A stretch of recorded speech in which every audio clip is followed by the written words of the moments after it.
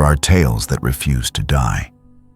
They endure not because they are proven, but because they touch something older than memory, something written in the bones of humankind. Among these, none has endured with such magnetism as the tale of the lost world beneath the sea, the kingdom that rose like a dawn and fell like a star. Atlantis. The first breath of the legend came not from a sailor or explorer, but from a philosopher, a man whose mind sought order in the chaos of existence. His name was Plato, and it was in the golden age of Athens, amid marble columns and the echo of discourse, that he first gave voice to the island that lay beyond the world's edge. It was the 4th century before Christ. The Parthenon still gleamed under the Athenian sun, and the city, though scarred by wars and ambition, stood as the heart of intellect in the known world. In the cool shadow of the academy, Plato gathered his students, the air thick with the scent of olive oil lamps and pressed papyrus. There, in his dialogues, Timaeus and Critias, he told a story passed down through generations, a story that came, he said, from the wisdom of Egypt. It was Solon, the great Athenian lawgiver, who had heard the tale centuries before. When Solon journeyed to Egypt in his search for knowledge, the priests of Sais received him in the shadow of their temples already ancient when Greece was young. These keepers of forgotten history spoke of a time when mighty nations had risen and perished, when the gods still walked among mortals, and when a powerful island beyond the Pillars of Hercules had once ruled over much of the world. That island, they said, was Atlantis. Plato's words gave the tale structure, but the spirit within it was older than language. The story unfolded as though drawn from the memory of the earth itself, a remembrance of a civilization so advanced, so radiant, that even the heavens envied its harmony. In that distant age, the ocean beyond the known world was not feared, but revered. The ancients called it the Atlantic Sea, the Sea of Atlas, where sky and water met in endless blue. There, beyond the narrow strait that would one day be called Gibraltar, lay a continent that had flourished in the twilight of prehistory. Atlantis was said to be immense, larger than Libya and Asia combined, a realm of mountain and meadow, forest and river. Where the earth yielded its treasures without struggle, its capital lay upon a great hill at the center of concentric rings of land and sea, carved with divine geometry. Canals bridged each ring, and ships glided like swans through the silver channels toward the heart of the city, where the temple of Poseidon rose in majesty. It was said that the sea god himself had claimed the island as his domain. Upon falling in love with a mortal woman named Cleito, Poseidon encircled her dwelling with rings of water and land to protect her from mortal men. From their union came 10 sons, and to each, Poseidon granted a portion of the island. The eldest, Atlas, became the first king, and the island took his name, Atlantis, the realm of Atlas, the bearer of heaven's weight. Poseidon's touch lingered in every stone and stream. The island shone with an ethereal beauty, as though it lay half in the world of men and half in the realm of gods. Rivers sparkled like molten glass. Forests whispered in tongues long forgotten, and the winds carried the scent of salt and wildflowers. The Atlanteans, descendants of both divine and mortal blood, lived in harmony with the rhythm of creation. Their cities were not scars upon the land, but extensions of it, built from white, black, and red stone quarried from the island's own mountains. At the city's center stood the Temple of Poseidon, vast and luminous, its walls inlaid with orichalcum, a metal now lost to time. Glowing like captured sunlight within its sacred hall stood a colossal statue of the god himself, driving 6 winged horses across the sea. His eyes, of precious stone, seemed to watch every soul who entered, weighing the measure of their virtue. It was there that the kings of Atlantis gathered to offer their vows of justice and restraint. They swore to govern by the divine law Poseidon had given them, that none should seek dominion over another, that the balance of nature and spirit should remain unbroken, and that wisdom must temper power. For centuries, these laws preserved peace. The people of Atlantis prospered beyond imagining. Their knowledge bridged heaven and earth. They charted the stars, harnessed the forces of wind and tide, and cultivated the soil to yield abundance without famine. They were builders, philosophers, poets, and sailors. Their ships reached distant shores, carrying light and learning to nations yet unborn. To those who dwelled upon the mainland, the Atlanteans were gods, radiant, enigmatic, immortal in craft and thought. Yet to themselves, they were merely stewards of a world that had been entrusted to their care. But no perfection endures forever. Over time, as divine blood mingled with mortal frailty, the Atlanteans began to forget the covenant of their fathers. Their temples grew grander, their palaces more ornate, and their hearts more restless. What had once been built in reverence was now built for pride. The sacred circles of their city, symbols of balance, became divisions of class and power. The kings who once ruled together began to compete for glory. The voice of Poseidon, once clear as the ocean wind, faded into silence. The Atlanteans turned their gaze outward. Their fleets, once sent forth as messengers of peace, became instruments of conquest, yet even as their dominion expanded, something in their spirit withered. The old priests warned that the harmony between the island and the divine had been broken, that the gods would not tolerate such pride. But their voices were drowned by the roar of warships and the fever of expansion. In the end, the reckoning came not from men, but from the earth itself. Plato's dialogue ends abruptly, as though the weight of the story was too much even for the philosopher to bear.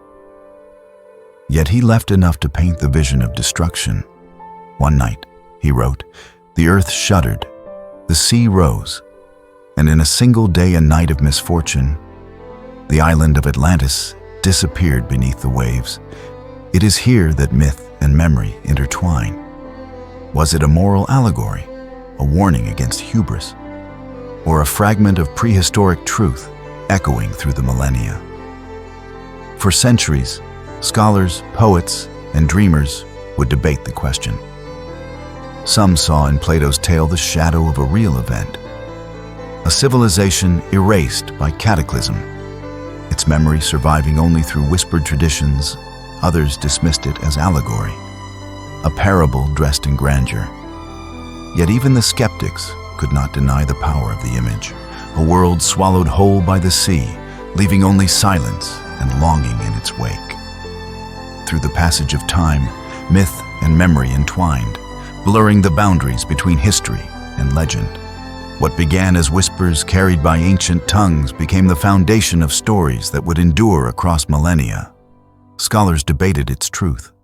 Poets wove its splendor into verse, and seafarers chased its promise beyond the horizon. Yet behind each retelling, there lingered a sense of longing, a yearning to recover a golden age, when the world was young and the divine still lingered among humankind. In the age when gods still touched the earth, the island of Atlantis lay upon the bosom of the western sea like a jewel set in sapphire. Its mountains rose proud and radiant beneath a sky untainted by the smoke of time, and its rivers wound like veins of silver through emerald plains. It was said that no land under heaven was so favored, nor any people so blessed, for here, where the hand of Poseidon had shaped both mountain and man, divinity walked not as myth, but as memory. The island stretched vast across the ocean, 10,000 stadia from shore to shore. A land of shifting color and form. To the north, the mountains reared high and cold, their peaks crowned with snow that never melted. Waterfalls thundered down their sides, feeding forests of pine and cypress where the air was thick with the scent of resin and rain. In the south, the plains spread wide and golden, rippling with wheat and barley, vineyards and orchards heavy with fruit. Herds grazed under open skies, and the songs of shepherds mingled with the distant roar of surf.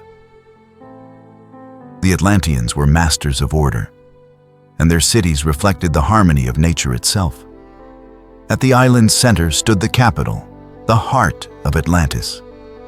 Built upon a hill, encircled by 3 rings of sea and 2 of land, as if the world's geometry had been drawn around a single sacred point. From the sky, the city would have seemed like an iris within a vast eye gazing eternally upward toward the heavens. Bridges of polished stone spanned the water rings, wide enough for chariots to pass abreast. Each bridge led to gates of bronze inlaid with gold, guarded by statues of lions, bulls, and winged horses. The outer rings contained gardens and markets, aqueducts and granaries. The middle ring held the dwellings of artisans, scholars, and navigators, homes carved from white marble, adorned with murals that shimmered in the changing light. The innermost circle was sacred ground. There rose the royal palace and the temple of Poseidon, whose walls caught the sunrise like flame. No poet's words can do justice to that temple. It was vast as a mountain, open to the sea breeze, its roof supported by columns of orichalcum that glowed faintly at twilight. The walls were plated in silver, the floors in ivory, and the domes crowned with gold. Upon the central dais stood the god himself. A statue wrought from gold so pure it seemed alive, Poseidon, lord of the deep, drove 6 winged horses across the waves. His eyes set with sapphires, his trident raised toward heaven. The air within shimmered with incense and the hum of sacred chant. Around him, the kings of Atlantis gathered in solemn ceremony. 10 they were, descendants of the god's 10 sons, each ruling his province, yet bound by blood and law to the throne of Atlas, the eldest. When they met, they sacrificed a bull within the temple's courtyard, its blood poured into a golden basin as they renewed their vow. To rule with justice, to honor the sea that bore them, and to remember that all power was the gift of the divine. For many ages, they kept that vow. The island flourished in peace and splendor, its people guided by the rhythm of creation itself. From the deep earth, they drew metals unknown to later ages. From the heavens, they learned to read the movements of stars. The air was filled with song, the seas with ships, and the hills with temples dedicated to gods, both known and forgotten. The Atlanteans were masters of architecture, science, and spirit. They carved vast harbors where fleets could rest like sleeping leviathans. They built towers that touched the clouds, their uppermost chambers designed to catch and amplify the whisper of the wind. Their healers understood the energies of stone and sound, crafting instruments that soothed sickness through resonance rather than remedy. Their astronomers mapped the heavens with such precision that they could foretell eclipses and seasons centuries in advance. And yet, their greatest wisdom was balance. They knew that nature was not to be conquered, but harmonized. That every harvest required gratitude, every creation a measure of humility. They believed that the soul of a city was not its walls, but its virtue. Each morning, as the first light touched the sea, the priests of Poseidon climbed the steps of the great temple to pour libations into the waves. They sang hymns in a language older than speech, their voices echoing across the marble colonnades. The people paused in their labor to listen, bowing their heads toward the sound. In that moment, all Atlantis seemed to breathe in unison, a vast heart beating in rhythm with the tides. It was said that even the animals of Atlantis were gentler than those of other lands.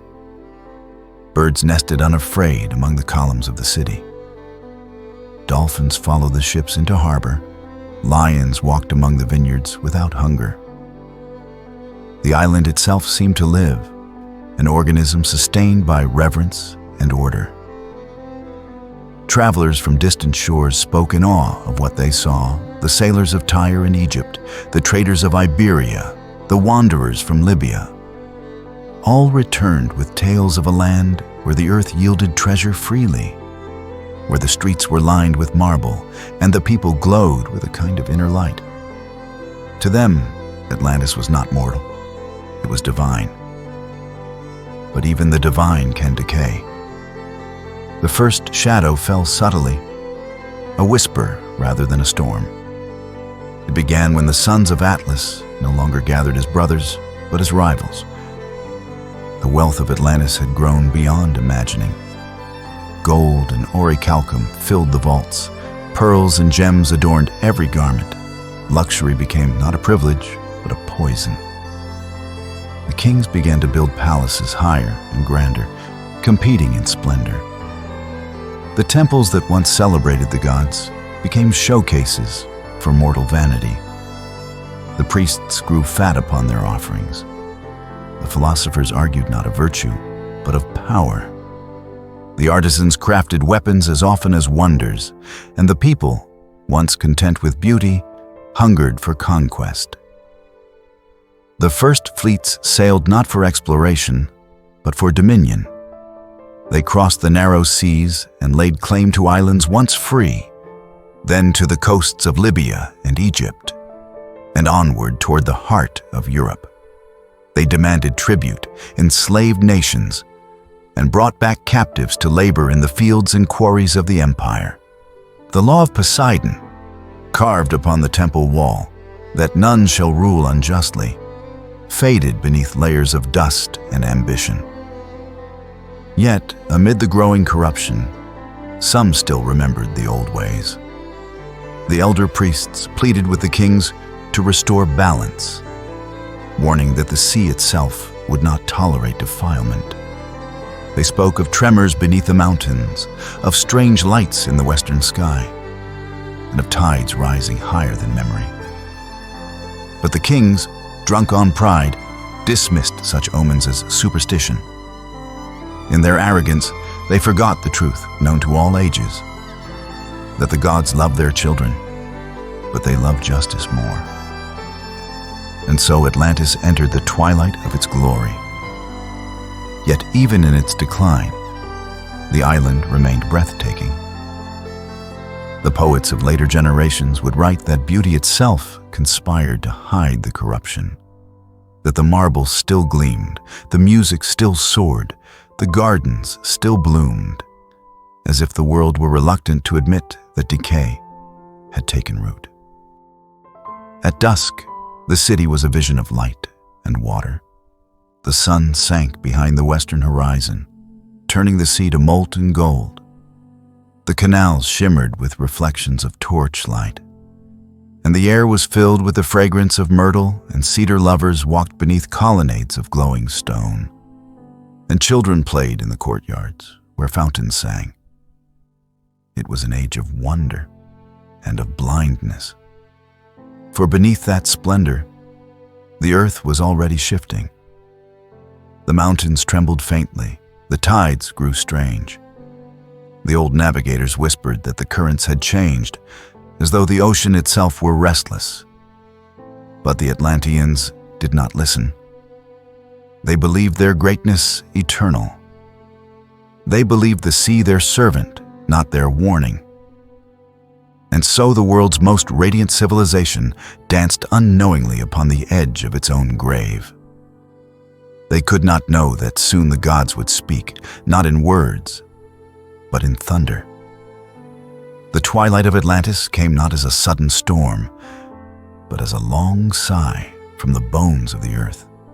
It began quietly, almost tenderly, as if the island itself wished to delay the knowledge of its own dying. The air grew heavy, the sea restless, and in the gardens that once sang with fountains, the wind fell still. The sound of laughter, once constant as the waves, began to fade. For generations, Atlantis had lived in perfect symmetry. Its temples aligned with the stars, its laws bound to the rhythm of the sea. Yet the balance that held this world together had already begun to tilt. The harmony of old was dissolving beneath the weight of its own perfection. The people, who once lived in awe of the divine, turned their reverence inward. They built altars to themselves, crowned their own likenesses in gold, and named pride as progress. The pulse of the island grew faint, smothered beneath opulence. From the highest terrace of the royal citadel, the empire stretched like a dream of light and water. Fleets drifted across the horizon, their black hulls glimmering with inlaid metal, their sails like wings of flame in the evening sun. In the marketplaces below, gold flowed more freely than grain. The scent of myrrh and honeyed wine filled the air. Musicians played beside pools of mirrored stone, and dancers moved to rhythms older than language. Atlantis had become a festival without end, a civilization unable to imagine that the music might cease. But beneath the marble and the mirth, the world began to tremble. The first signs came as whispers, tremors that quivered through the foundations of the temples, strange tides that refused to follow the moon, wines that carried no scent but salt and ash. The birds that once wheeled over the harbors took flight one morning and did not return. The earth, once fertile and green, began to open in hairline cracks that bled steam into the air. The Atlanteans, too accustomed to command, did not listen. They had conquered the coasts of distant lands. They had mastered stone, metal, and star. They believed that no power could rise against them. Their scholars debated the signs as curiosities of nature. Their priests, heavy with wealth, called the tremors divine murmurs that promised renewal. And their kings, seated in palaces that touched the clouds, thought the island immutable, a throne set above the tides.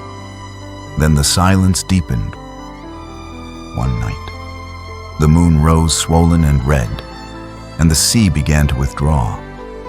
The harbors emptied, leaving ships stranded upon their keels, their masts groaning in the wind. The air filled with the scent of brine and burning pitch. In the darkness, the ocean floor lay exposed, ridged with coral, strewn with shells, slick with living mud that pulsed like a heart. For a moment, the world held its breath. Then came the roar. It began in the west, a sound so vast it seemed to come from the sky itself. The sea, drawn back beyond the horizon, returned in fury. Walls of water rose, rolling toward the island with the inevitability of judgment. The ground heaved like a living thing. Mountains split apart, vomiting rivers of fire that ran down their sides in blazing threads. Towers swayed and collapsed, their shattered stones swallowed by smoke. The city that once glittered like a crown of the world dissolved beneath flame and foam. The outer rings of the capital vanished first, gardens, markets, harbors, each circle of life consumed by the next wave. Bridges broke apart like ribs under strain. Columns toppled, statues crumbled, and the great temple at the city's heart shuddered upon its foundations. Its golden domes, radiant even in ruin, caught the last light before the sea struck. The waters fell upon the temple with a force beyond reckoning. Orichalcum pillars bent and snapped like reeds. The altars shattered, scattering fragments of ivory into the depths. The sacred flame that had burned within for centuries hissed once and was gone. The image of Poseidon, once the protector of the isle, collapsed into the churning depths, its trident swallowed by the sea it had once ruled everywhere. The sound was one. The sound of the earth breaking its promise. The cries of men and women, the crash of stone, the hiss of steam, all merged into a single voice, a lament that could not be separated from the wind. The mountains glowed red through veils of ash, and the sea itself turned to fire as it swallowed the city whole. Then, as suddenly as it had begun, the fury passed. What followed was not silence, but a deep, resonant stillness, like the breath drawn after creation. The waves closed over the island, smoothing the sea as though nothing had ever disturbed it.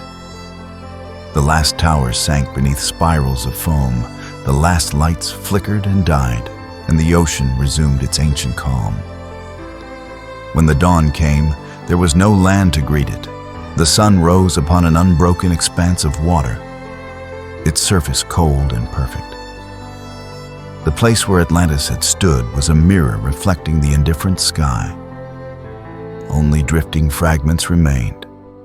The splintered mast of a ship, a single slab of marble turning slowly in the current, and the faint shimmer of gold beneath the waves where temples had once been. Yet the island did not vanish entirely. The sea does not forget. Beneath the depths, Atlantis endured in ruin, its streets preserved in silt, its palaces entombed in coral fish swam through fallen colonnades, and gardens of anemone and kelp grew where marble courtyards had once opened to the sun. The current whispered through empty halls, stirring echoes that no ear could hear. The memory of human voices clung to the water, faint but eternal. In time, the world moved on. Other civilizations rose, flourished, and fell. But fragments of the lost island drifted across memory like relics upon the tide. Survivors, if there were any, carried stories to the far shores of the world. In Egypt, scribes recorded the tale of a sea-born kingdom punished by its gods. In the temples of Greece, philosophers spoke of a vanished empire beyond the pillars of Heracles, across the deserts and coasts of Africa. Ancient songs told of ancestors who fled a drowning world.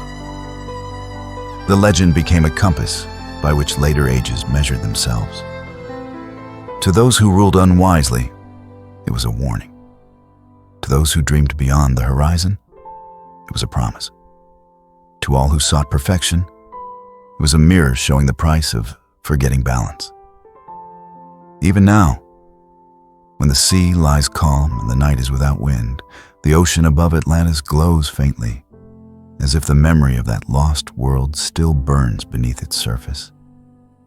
Sailors have sworn to see strange lights flicker in the depths, pale blue and green, like distant lanterns swaying in the current.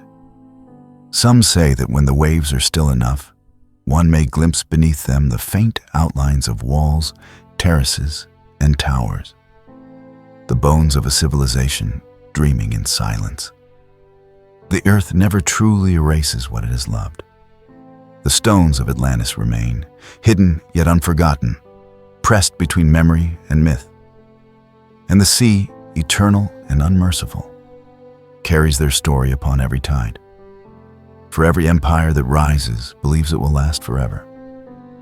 Every city built upon beauty mistakes its radiance for strength, yet the ocean waits, patient as time, certain as gravity. It remembers. It returns. Atlantis became not merely a ruin, but a lesson written in water. Its fall was the first history of pride. Its submersion, the oldest act of remembrance. Though its people are gone, the pulse of their world continues.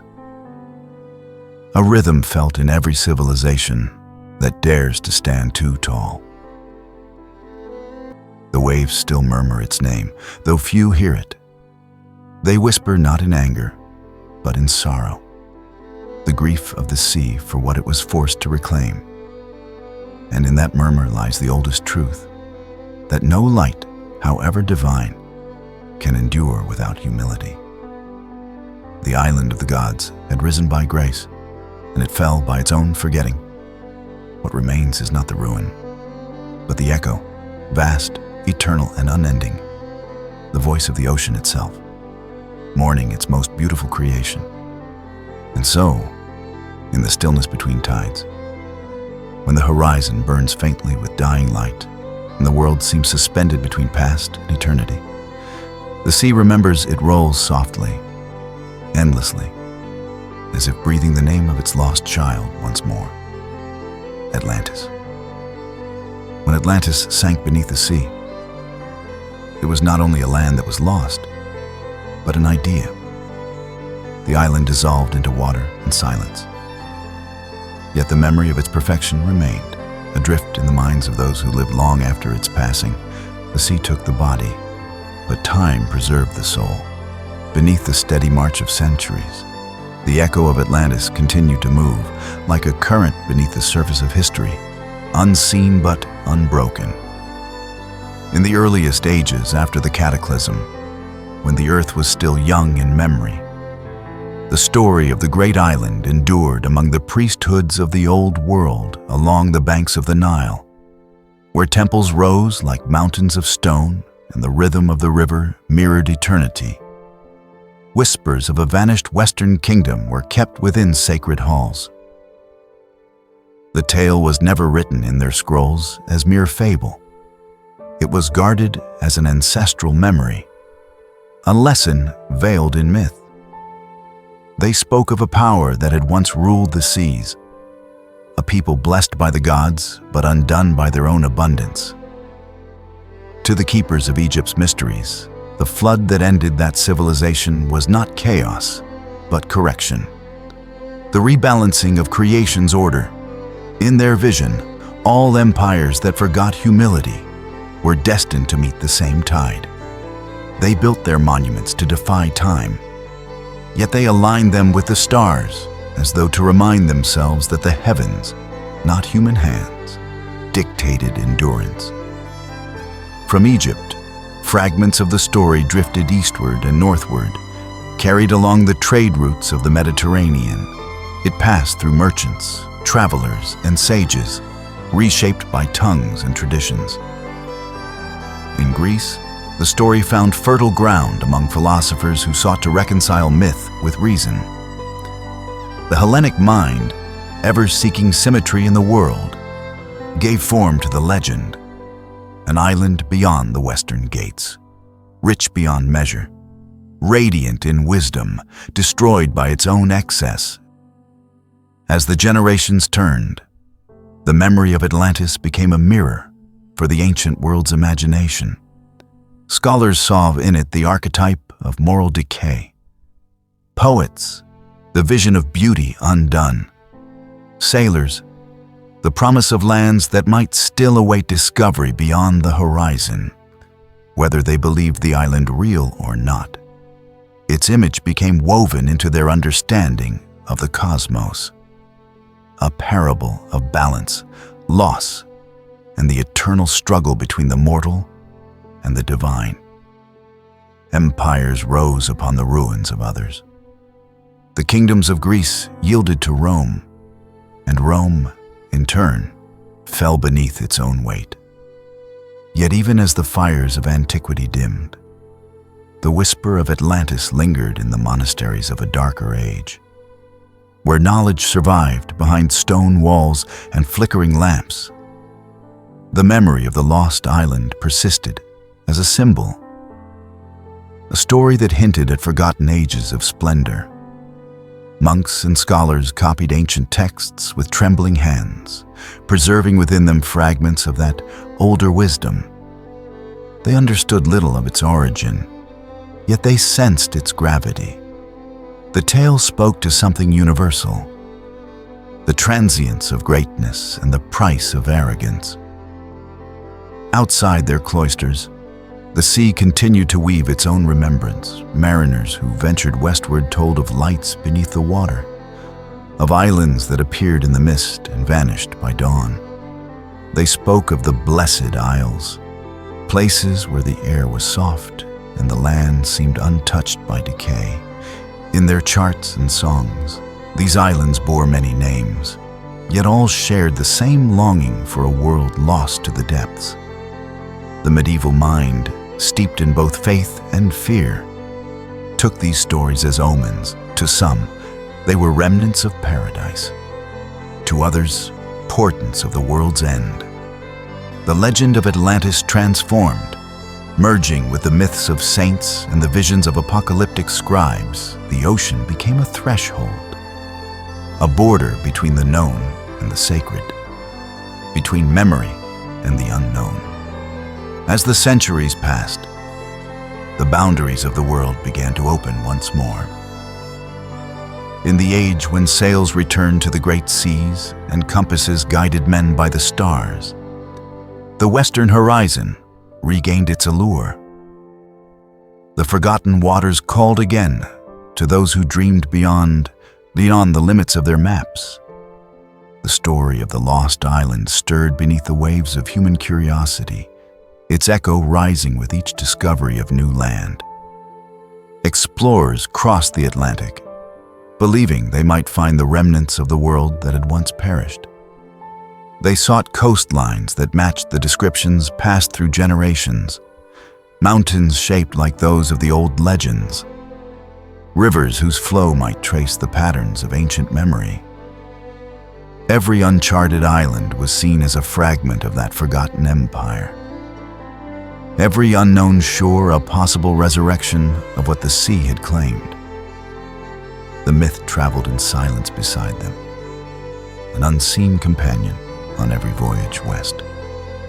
Though they found no golden temples nor marble harbors beneath the waves, they found something more enduring, the reflection of their own longing. For in seeking Atlantis, they were seeking proof that human brilliance could survive destruction, that something of the divine within civilization could outlast the fall. Thus, the story endured through time not as geography, but as inheritance. The image of the sunken city became the vessel through which humanity carried its deepest memories.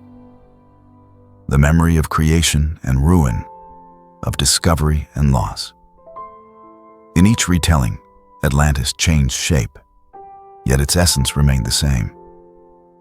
It was always the same song, sung in the language of each era. The rise of beauty, the corruption of pride, the cleansing of the sea, and the persistence of remembrance. Even when reason began to rule and the stars were measured by mathematics instead of myth, the ocean still kept its secrets. The tides did not speak, but they remembered beneath the waves. The currents moved as they always had, sweeping over what was and what could be. And in quiet moments, when the sun's last light turned the sea to gold, the surface seemed to tremble with memory, as though the world itself recalled a time when gods and men shared the same shore. Atlantis lived on not in maps, but in minds. It became less a place than a pattern, the reflection of humanity's own ascent and fall, repeated endlessly across the ages. Every civilization carries within it a shadow of that lost island, a reminder carved not in stone, but in the deep architecture of the soul. And so, the myth endures. It passes through history like a current beneath calm waters, invisible yet eternal, shaping thought, inspiring wonder, and reminding each generation of what the waves once took. For the ocean may drown kingdoms, but it cannot erase memory. The sea is both destroyer and keeper, and within its endless movement lies the quiet remembrance of all that has ever been lost. When the horizon burns with the light of the setting sun and the sea stretches vast and endless toward the west, one may feel that memory stirring again, the pulse of something ancient, patient, and divine, still breathing beneath the tides. The centuries turned, and the old world grew restless again. The sea, which had long been a boundary, became a question beyond the horizon. The unknown called not with terror, but with promise. And those who sailed upon the waters carried with them more than the hunger for new lands. They carried the oldest dream, the desire to know what had been lost. The earth was changing, and with it, the human mind. The world that had once seemed a closed garden of familiar continents began to unfold like a living map. Vast and unfinished, each expedition that traced new coastlines, each voyage that returned with stories of strange lands and luminous skies, seemed to pull back the veil of creation itself. Yet beneath every discovery, there stirred the same quiet wonder. Whether the ocean still hid the ruins of the first great civilization, sleeping beneath its darkened heart. In this age of awakening, curiosity became the new faith. Observers of the heavens charted the courses of the stars, and those who studied the earth began to see patterns in its mountains, its rivers, and its storms. They came to believe that the world was not fixed, but living, shaped by fire and water, its face remade through ages of upheaval. The sea, once a static abyss, was revealed to be in constant motion, sculpting continents and consuming them in turn. The ancient story of Atlantis began to feel less like a myth and more like a memory of the earth itself. Some saw in the legends of the flood the echo of real cataclysms, the record of a time when the seas had indeed risen and swallowed the works of man.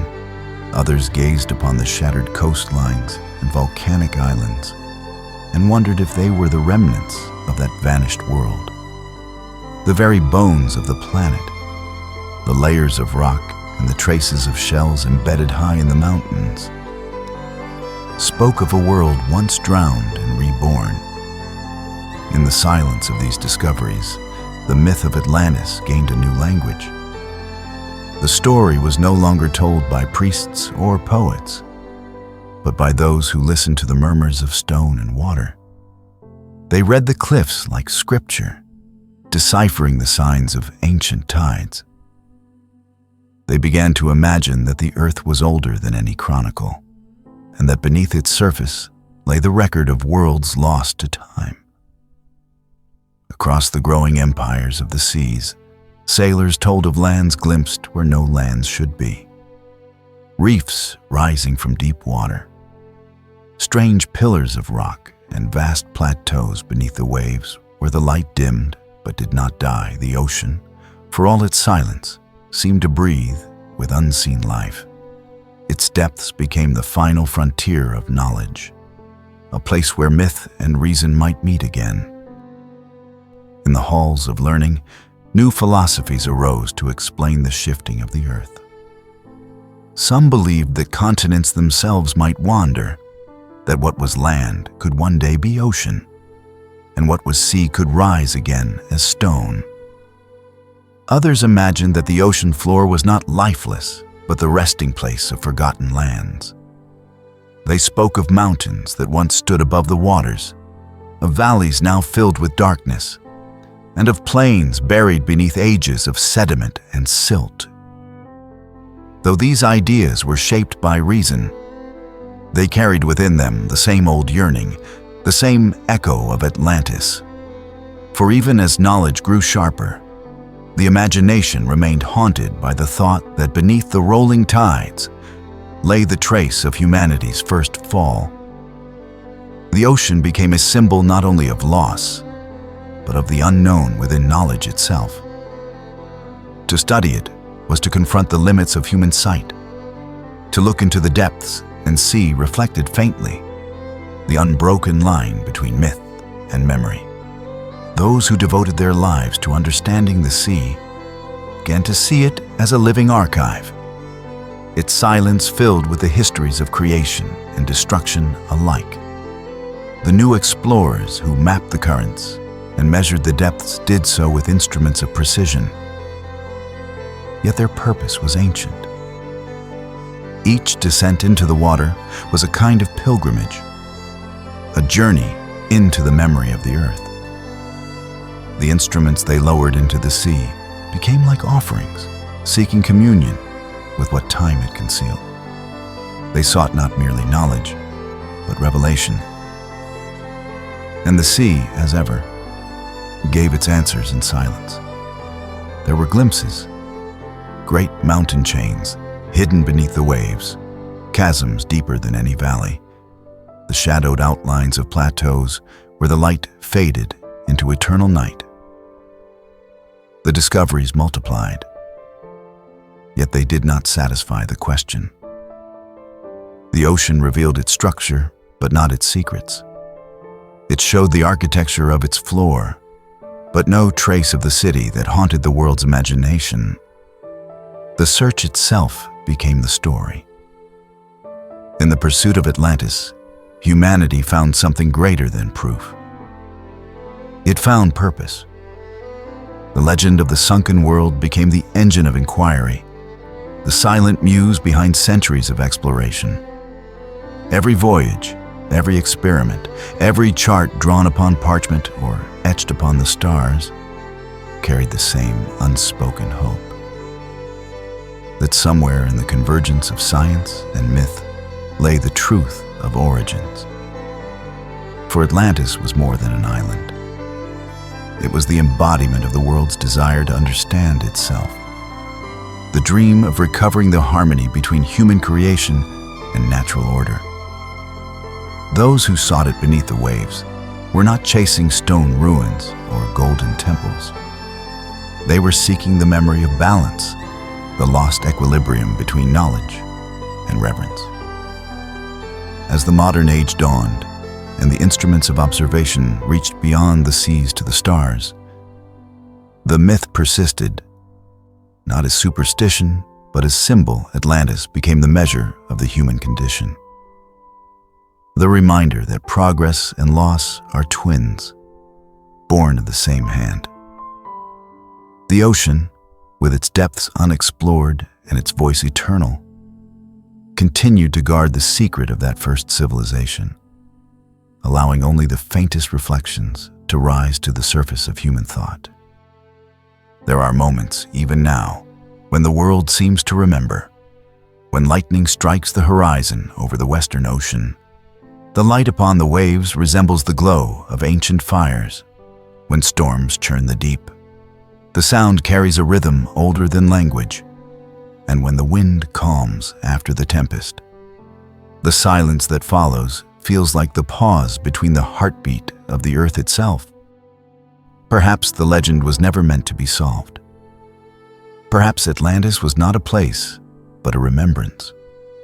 The echo of the planet's own cycles, of the endless rising and sinking that shapes all things. The continents themselves are but waves in stone, rising and falling through epochs, vanishing and returning as the sea dictates.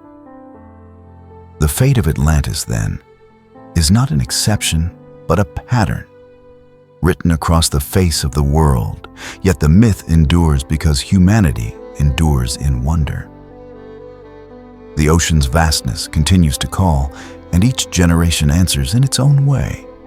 Whether through faith, philosophy, or science, the search for Atlantis remains the search for meaning, the eternal effort to understand where creation ends and memory begins.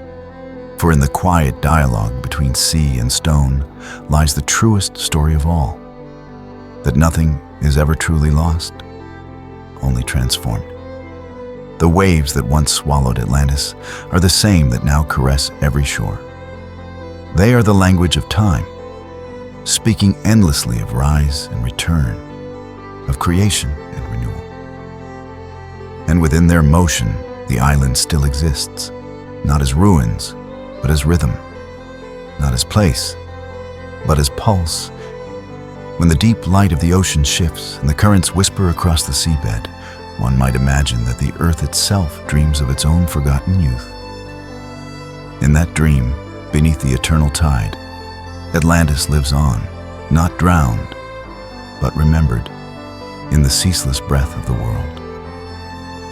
Before fire, there was water. Before language, there was the tide. Long before humankind carved meaning into stone or traced constellations across the heavens, the world spoke through the movement of the sea. It was water that first carried sound, water that shaped the valleys and hollowed the mountains, water that bore the pulse of the planet like blood through the veins of a living creature. What all creation begins in fluid motion. The sea cradled the first sparks of life, and from its depths rose all that would later walk upon the land. It was not merely an element, but a memory, a substance that remembers every form it has ever touched. The rains that fall now have once fallen before upon forgotten continents. The currents that move unseen beneath the surface once washed the shores of vanished empires. In every drop, the story of the earth continues, unwritten yet unbroken. Thus, when the ancient world spoke of Atlantis, it was not speaking only of a city beneath the waves, it was remembering what water remembers. That all greatness returns to the source from which it came. The fall of Atlantis was not destruction, but transformation. An act of recollection written in the language of tides. The sea did not erase the island. It took it back into itself, as a mother gathers her child. The water carries no judgment. It does not destroy out of malice or preserve out of mercy. It simply moves. And in that motion lies the perfect memory of balance. The rise and fall of civilizations, the birth and death of worlds, are to the sea what breath is to the living. A rhythm, eternal and necessary humanity builds upon its shores, knowing this rhythm yet forgetting it with every generation. And when the tide returns, as it always does, it is not vengeance that arrives, but remembrance. For beneath the weight of the ocean lies not oblivion, but continuity. The pressure of the deep is not death, but preservation. A silence that holds the voices of ages, the sediments that gather upon the seabed, are pages of the earth's autobiography, written in layers of sand and coral, in the bones of creatures and the dust of continents there. Beneath the eternal dark, the record of time remains unbroken. The ocean is the great archivist of existence. When humanity began to study the sea, it was not seeking only knowledge but kinship. In mapping the currents, we mapped ourselves. In measuring its depths, we measured the depth of our own remembrance. Every discovery beneath the waves was a revelation of what we already knew. That nothing is ever truly gone. That every ending flows into another beginning. The sea became the mirror in which the world saw its own reflection across eternity. To those who listen deeply, the ocean still speaks, not in words, but in rhythm. The crash of waves upon the shore is the pulse of the planet, a reminder that life is movement and that all things, once stilled, must return to motion. The tides are the breathing of the world, an inhale and exhale of creation itself. To stand before the sea is to stand before time, watching it arrive and depart in endless sequence. Atlantis, then, is not simply a memory held by human minds, but by the water itself. The sea does not forget what it has taken. It carries within it the architecture of all it has submerged, cities, forests, bones, and dreams, dissolving them not into nothingness, but into the deeper order of being. The island's ruins may lie scattered across the floor of the abyss, but their essence, their pattern, survives in the eternal fluid memory of the world. In the stillness between tides, when the sea withdraws before returning, one can almost sense the gravity of this memory.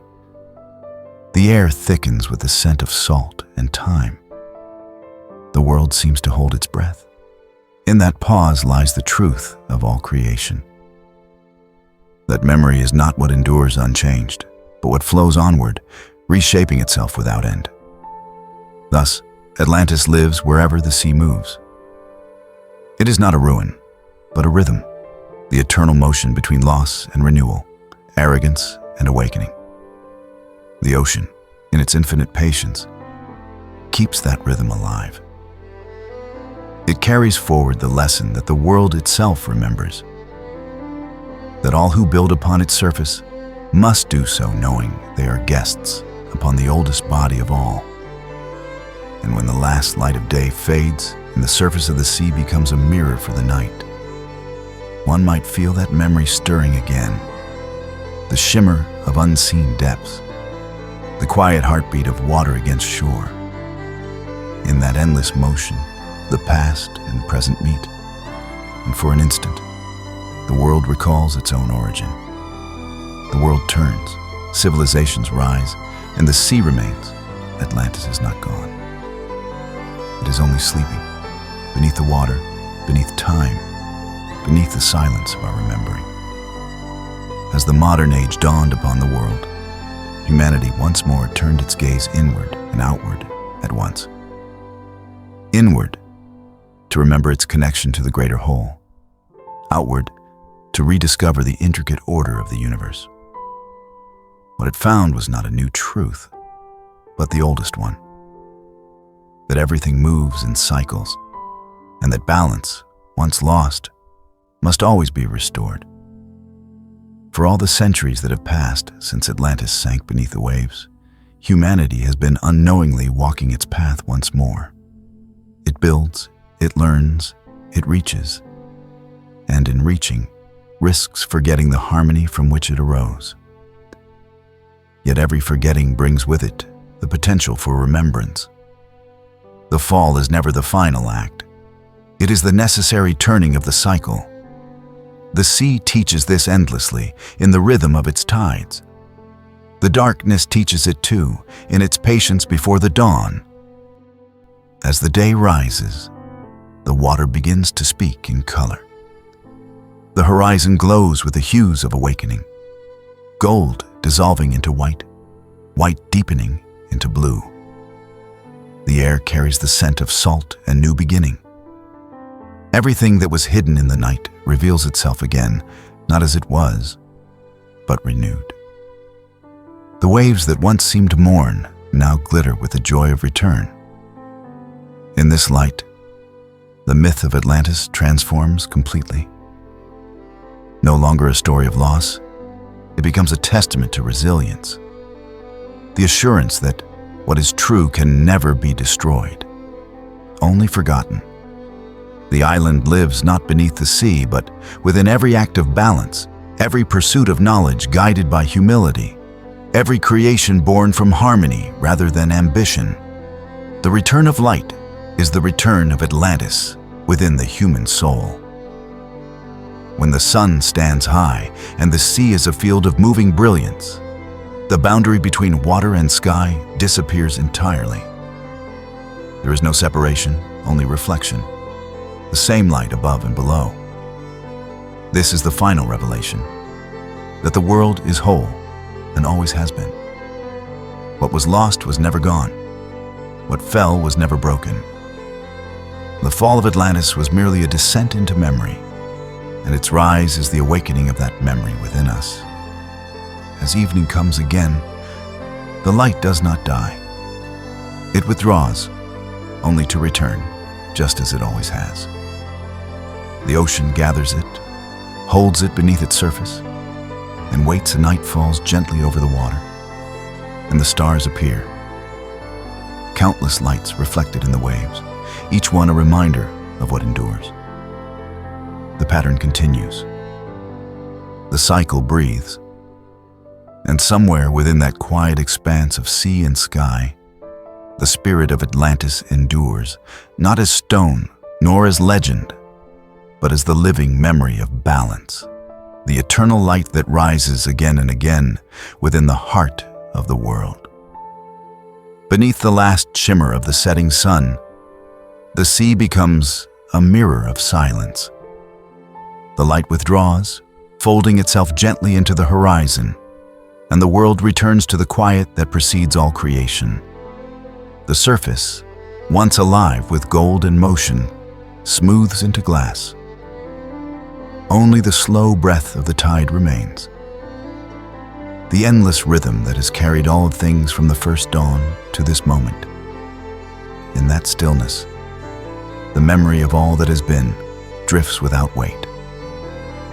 The rise and fall of empires, the songs of forgotten tongues, the dreams of those who gazed upon these waters long ago, all dissolve into a single pulse, deep and steady, echoing through the dark beneath the waves.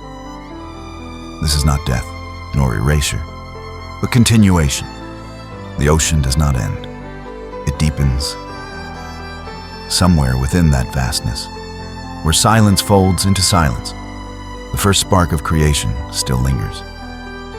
It is the faintest pulse, the memory of the beginning, the same pulse that once stirred the waters of the newborn world. From it, everything arose.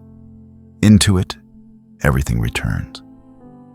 And so, the pattern completes itself. The ocean holds the world as it always has, cradling both memory and possibility. The story of Atlantis ends not in ruin, but in rest, not in loss, but in renewal.